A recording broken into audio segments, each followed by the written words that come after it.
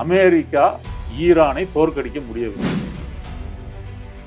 மற்றபடி ஈரான் பதிலுக்கு என்ன செய்து அமெரிக்க இராணுவ நிலைகளை தொடர்ந்து தாக்கிட்டு.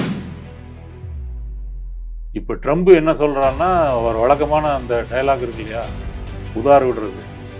ஈரானில் ஒருத்தர் கூட மிஞ்ச மாட்டாங்க, நான் எல்லாம் அடித்து காலி பண்ணிடுறேன். அதையும் அமெரிக்கா தாக்க ஆரம்பிச்சிருக்கு. அப்படி தாக்குனா பதிலுக்கு நாங்களும் தாக்குவோம்னு இவங்களும் தாக்க ஆரம்பிச்சிருக்கு. நீ நாங்கள் அடிக்கிற அடியில் நீ பேச்சுவார்த்தைக்கு நீ வருவ அப்படின்ற மாதிரி ஈரான் சொல்லுது. அமெரிக்கா என்ன சொல்லுது, ட்ரம்ப் என்ன சொல்கிறாரு, நான் அடிக்கிற அடியில் நீ பேச்சுவார்த்தைக்கு வருவ.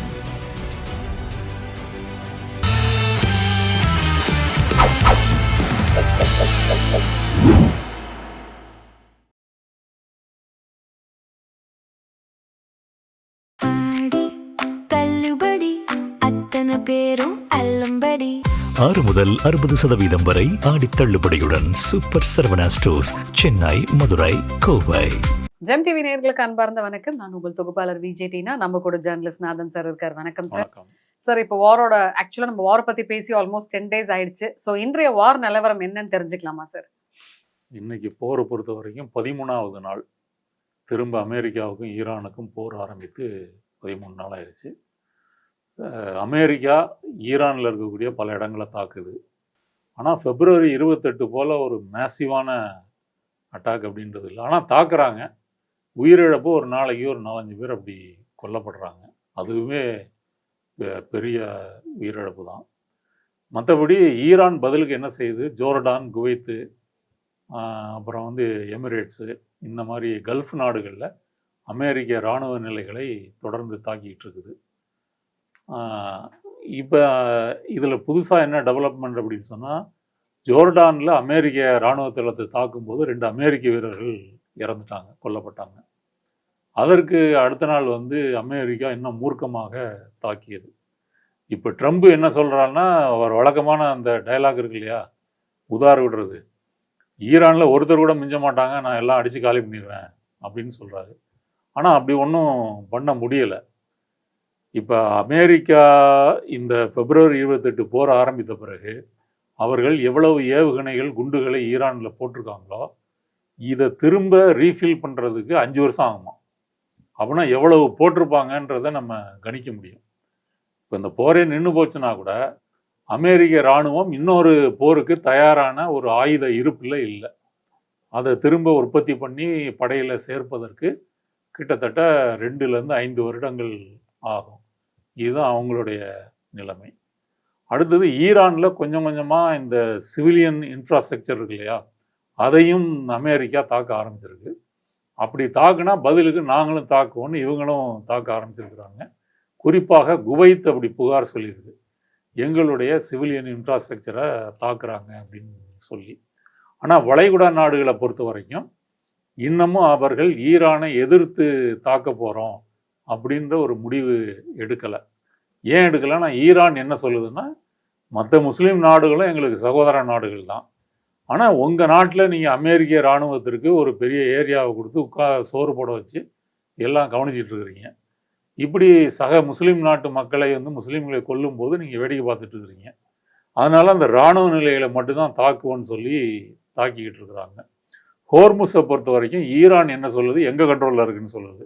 அமெரிக்கா என்ன சொல்லுது, எங்கள் கண்ட்ரோலில் இருக்குதுன்னு சொல்லுது. ஆனால் மொத்தத்தில் அங்கே போக்குவரத்து நடக்கலை. மொத்தத்தில் அது யார் கண்ட்ரோலில் தான் சார் இருக்கு? இல்லை, யார் கண்ட்ரோலில், இவங்க தான், ஈரான் கண்ட்ரோலில் தான் இருக்குது. ஈரான் கண்ட்ரோலில் இருக்குதுன்றதை விட எந்த கப்பலும் ரிஸ்க் எடுத்து போகிறதுக்கு தயாராக இல்லை. அப்போ ஹோர்முஸ் அந்த முற்றுகை அப்படின்றது தொடர்கிறது. இதனால் உலக அளவில் ஆயில் இன்னைக்கு $100 99 சில்லரை வந்திருக்குது. இப்போ 100, முதல்ல $80 இருந்தது, 77-80 இருந்துச்சு, இப்போ 100 ஆயிருக்கு. இனி அடுத்து வரும் நாட்களில் இன்னும் அதிகமாகும். இப்போ இதில் புது டெவலப்மெண்ட் என்ன அப்படின்னு சொன்னால், ஹோர்முஸ் இருக்கிறது பெர்சியன் கல்ஃப்னு சொல்லக்கூடிய பாரசீக வளைகுடா. அதுக்கு இந்த புறம் அரேபிய தீபகற்பம் இருக்குது. தீபகற்பத்துக்கும் ஆப்பிரிக்காவுக்கும் நடுவில் இருக்கிறது செங்கடல். செங்கடலில் இப்போ ஹூத்திஸ் இருக்காங்க இல்லையா, ஏமனில் இருக்கக்கூடிய ஹூத்திஸ் ஈரானுக்கு ஆதரவாக அங்கேயும் அவர்கள் முற்றுகையை அறிவிச்சிட்டாங்க. அறிவித்து நேற்று சவுதி அரேபியாவினுடைய 2 எண்ணெய் கப்பல்களை அவர்கள் தாக்கியிருக்கிறாங்க. இப்போ அது மூடப்பட்டதுல இருந்தா நேற்று ஆயில் விலை வந்து சடனாக ரைஸ் ஆகிருக்குது. அதனால் இந்த பக்கமும் கப்பல்களை அனுப்ப முடியாது, அந்த பக்கம் அனுப்ப முடியாது. பாரசீக வளைகுடா, செங்கடல் ரெண்டுலேயுமே இன்னைக்கு வந்து கப்பல் போக்குவரத்து நடத்த முடியாத ஒரு சூழ்நிலை. இப்போ செங்கடலில் வந்து எண்ணெய் கப்பல்களை மட்டுமல்ல, ஐரோப்பாவிலிருந்து ஆசியாவுக்கு, ஆப்பிரிக்காவுக்கு போகக்கூடிய கப்பல்களும் இங்கே வருது. அதாவது கிழக்கு ஆப்பிரிக்கா, சவுத் ஆப்பிரிக்கா அப்படி. அப்போ அந்த போக்குவரத்து பாதிக்கப்பட்டால் அது எண்ணெயை தாண்டி பல பிரச்சனைகளை ஏற்படுத்தும். ஏன்னா ஆசியாவுக்கும் ஐரோப்பாவுக்குமான ஒரு என்ட்ரி பாயிண்ட் தான் சூயஸ் கெனால். அதை இப்போ இங்கே செங்கடலில் தடுத்துட்டாங்கன்னா சூயஸ் கெனால் வழியாக மெடிட்டரேனியன் சி அல்லது மத்திய தரைக்கடலுக்கு நீங்கள் போக முடியாது. அப்போ இது புது டெவலப்மெண்ட்டு. அப்போ முன்பு இருந்ததை விட போரின் பதட்டம் வந்து அதிகரிச்சிருக்குது. ஈரான் என்ன சொல்கிறாங்க அப்படின்னு சொன்னால், எங்களை நீங்கள் மாதிரி நாங்கள் ஒரு முடிவு எடுத்துட்டோம், போர்க்கொள்கை கண்ணுக்கு கண், நீங்கள் என்னெல்லாம் எங்கள் நாட்டில் வந்து அடிக்கிறியோ திருப்பி அடிப்போம். ஆமாம், ரிட்டர்ன் வந்து வளைகுடா நாடுகளில் அதை அடிப்போம். இதுக்கு மேலே நீ வந்து நாங்கள் அடிக்கிற அடியில் நீ வந்து பேச்சுவார்த்தைக்கு நீ வருவ அப்படின்ற மாதிரி ஈரான் சொல்லுது. அமெரிக்கா என்ன சொல்லுது, ட்ரம்ப் என்ன சொல்கிறாரு, நான் அடிக்கிற அடியில் நீ வந்து பேச்சுவார்த்தைக்கு வருவ, ஒன்றுமில்லாமல் பண்ணிடுவேன் அப்படின்ற மாதிரி அவர் சொல்கிறாரு. அப்புறம் இதுக்குள்ளே மீன் டைமில் இன்னொரு டெவலப்மெண்ட் என்னென்னா, சவுதி அரேபியாவுக்கும் அமெரிக்காவுக்கும் சிவிலியன் அணு சக்தி ஒப்பந்தம், அந்த கான்ட்ராக்ட் வந்து கையெழுத்தாகிருக்குது. இதில் என்ன முக்கியத்துவம் அப்படின்னு கேட்டிங்கன்னா, வளைகுடா நாடுகளில் எங்கேயுமே வந்து சிவிலியனோ அல்லது மிலிட்ரியோ எந்த விதமான அணு ஆலைகள் இல்லை, ஈரானை தவிர. அப்போ ஈரான் அணு ஆயுதம் தயாரித்தரக்கூடாது அப்படின்னு சொல்லி தான் இந்த ஒரு பொய் குற்றச்சாட்டை வைத்து தான் இஸ்ரேலும் அமெரிக்காவும் இந்த போரை துவக்கினாங்க. இப்போ ஈரானுக்கு அடுத்தபடியாக சவுதி அரேபியாவில் இவர்கள் இந்த அணு ஆலைகளை கொண்டு வருவதற்கான நோக்கம் என்ன? இப்போ அமெரிக்கா பொறுத்தவரை என்ன சொல்லுது அப்படின்னு சொன்னால், இஸ்ரேலுக்கும் வளைகுடாவில் இருக்கக்கூடிய முஸ்லீம் நாடுகள், ஈரான் தவிர்த்த மற்ற நாடுகள்லாம் ஒரு உறவு வரணும்னு சொல்லி ஆப்ரஹாம் அக்கார்டு அப்படின்னு ஒரு ஒப்பந்தத்தை உருவாக்குனாங்க. அதில் வந்து எகிப்து சேர்ந்திருக்கு. அதன் பிறகு வந்து அப்படி அந்த ஆப்ரஹாம் அக்கார்டில் ஒவ்வொரு நாடையும் வந்து சேர்க்கிறது அப்படின்றது தான் இஸ்ரேல் அமெரிக்காவினுடைய நோக்கம். அப்போ இஸ்ரேலுக்கும் வளைகுடா முஸ்லீம் நாடுகளுக்கும் அப்படி ஒரு புரிந்துணர்வு வந்துருச்சு அப்படின்னு சொன்னால், அதன் பிறகு இஸ்ரேல் அமெரிக்கா வைத்தது தான் அங்கே சட்டம். இதை வந்து ஈரான் கடுமையாக எதிர்க்குது. இப்போ மற்ற முஸ்லீம் நாடுகள் எடுத்துக்கிட்டால் கூட எல்லா நாட்டிலையும் முஸ்லீம்கள் தான் இருக்கிறாங்க. என்ன இப்போ ஈரானை வந்து சர்வாதிகார ஆட்சின்னு யார் சொல்கிறா? ட்ரம்ப் சொல்கிறாரு. இப்போ சவுதி அரேபியாவில் மட்டும் ஜனநாயக ஆட்சியாக நடக்குது, அங்கேயும் மன்னராட்சி சர்வாதிகாரம் தான் நடக்குது. மக்களுக்கு வந்து பேச்சுரிமை, எழுத்துரிமை எந்த உரிமையும் இல்லை. அல்லது மக்கள்லேருந்து யாரோ கட்சி ஆரம்பிச்செல்லாம் அங்கே நீங்கள் அதிபரெல்லாம் ஆயிட முடியாது. வெளிப்படையான மன்னராட்சி தான். அப்படி இருந்தும் ஆதரிப்பதற்கு காரணம் என்னென்னா, இவங்கெல்லாம் அமெரிக்காவுடைய நண்பர்கள்னு சொல்லி ஆரம்பிக்கிறாங்க.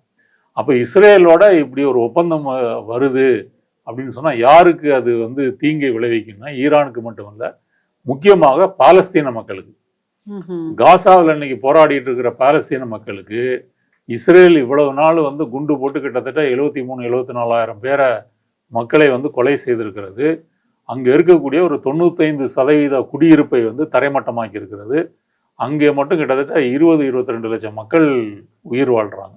அப்போ இவ்வளவு கொடுமைகளை செய்த போதும், தங்கள் பக்கத்து நாட்டில் இவ்வளவு முஸ்லீம்கள் கொல்லப்பட்ட போதும், இந்த மன்னராட்சி நடக்கக்கூடிய நாடுகளினுடைய முஸ்லீம்களுக்கு பெரிய கோபம் வரலை. அது வந்து பாலஸ்தீன மக்களுக்கு இழைக்கப்படக்கூடிய ஒரு துரோகமாக இருக்கும்.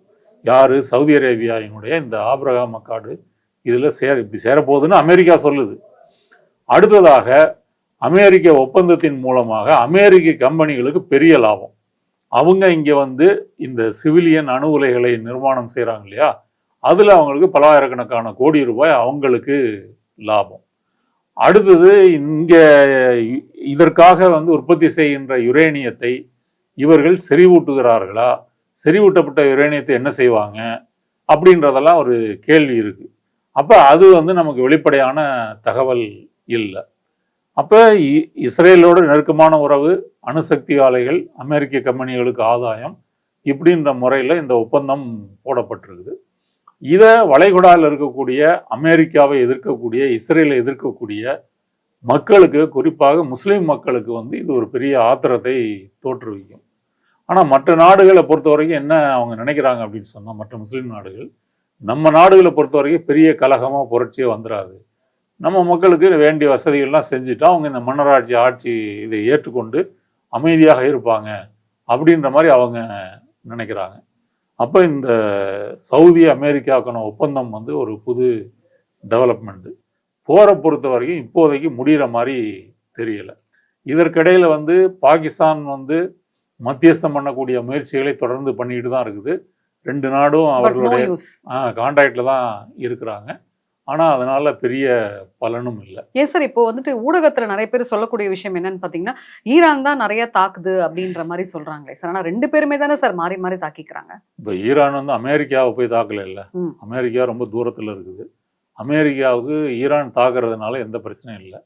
சரி, வளைகுடா நாடுகளில் இருக்கக்கூடிய அமெரிக்க இராணுவ தளங்களை வந்து ஈரான் தாக்குதான்னா தாக்குறாங்க. இப்போ 2 அமெரிக்க வீரர்கள் கொல்லப்பட்டிருக்காங்க. இப்போ ஈரானில் வந்து 3000-3500 மக்கள் கொல்லப்பட்டிருக்கிறாங்க. இது ஒரு பெரிய செய்தியாக அமெரிக்கா அல்லது மேற்கத்திய ஊடகங்களில் வராது. ஆனால் அமெரிக்காவை சார்ந்த 2 வீரர்கள் கொல்லப்பட்டாங்கன்னா தலைப்பு செய்தியாக வந்துடும். அப்படி ஒரு பாரபட்சம் அந்த செய்தி ஊடகங்களுக்கு இருக்குது.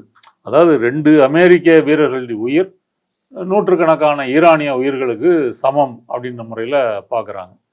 இப்போ ஈரான் இவர்கள் என்னதான் அமெரிக்கா குண்டு போட்டாலும் அவர்களுடைய ட்ரோன் வீச்சையோ ஏவுகணை வீச்சையோ அமெரிக்காவால் தடுக்க முடியவில்லை.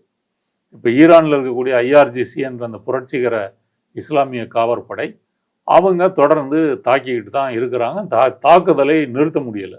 இப்போ புதிதாக வந்திருக்கக்கூடிய செய்திகள் என்ன அப்படின்னு சொன்னால், ஏற்கனவே தெரிஞ்சது தான், ரஷ்யாட்ட வந்து மிலிட்ரி சேட்டலைட் வந்து நிறைய இருக்குது. ஈரான்ட்ட அப்படி இல்லை, அமெரிக்காட்டையும் இருக்குது. இப்போ மிலிட்ரி சேட்டலைட்டு வந்து என்ன செய்யும் அப்படின்னு சொன்னால், நீங்கள் ஸ்கைல இருந்து எதிரி நாடுகளுடைய இராணுவம், அவர்களுடைய உளவு நிறுவனங்கள், அவங்களுடைய மூமெண்ட்ஸு எல்லாத்தையுமே நீங்கள் துல்லியமாக வாட்ச் பண்ண முடியும். அந்த தரவுகளை ரஷ்யா ஈரானுக்கு கொடுக்கறது. அதில் குறிப்பாக சிஐஏனுடைய ஸ்டேஷன்ஸ் இருக்கு இல்லையா, சிஐஏ எங்கேருந்து செயல்படுகிறது, இப்போ ஒரு எம்பசி இருக்குன்னா எம்பசியில் எந்த பகுதியில் அது செயல்படுகிறது, ஒரு நகரின் எந்த பகுதியில் செயல்படுகிறது அப்படின்ற மாதிரி துல்லியமான தரவுகளை ஈரானுக்கு ரஷ்யா வழங்குகிறதுன்னு சொல்லி அமெரிக்க ஊடகங்களே முன்னாடியே இதை பற்றி எழுதியிருக்காங்க, திரும்பவும் இதை பற்றி எழுதுகிறாங்க. அப்படி சிஐஏ வந்து தாக்கப்பட்டிருக்குது, சிஐஏனுடைய ஒரு அலுவலகம் இந்த வளைகுடா மீதான தாக்குதல்களில் ஈரானால் தாக்கப்பட்டிருக்குது அப்படின்ற செய்தி.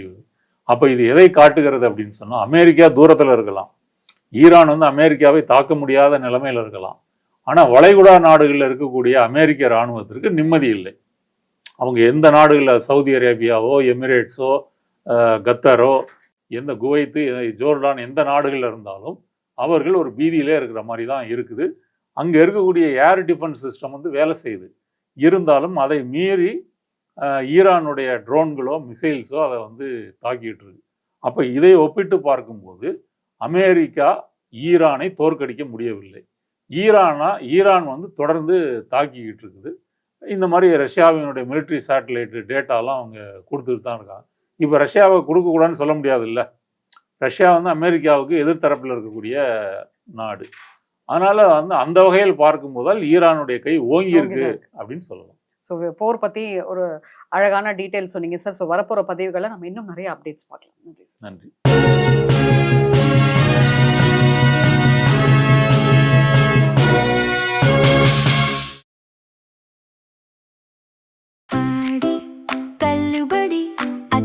பேரும் அல்லம்படி 6 முதல் 60% வரை ஆடி தள்ளுபடியுடன் சூப்பர் சரவணா ஸ்டோர்ஸ், சென்னை, மதுரை, கோவை.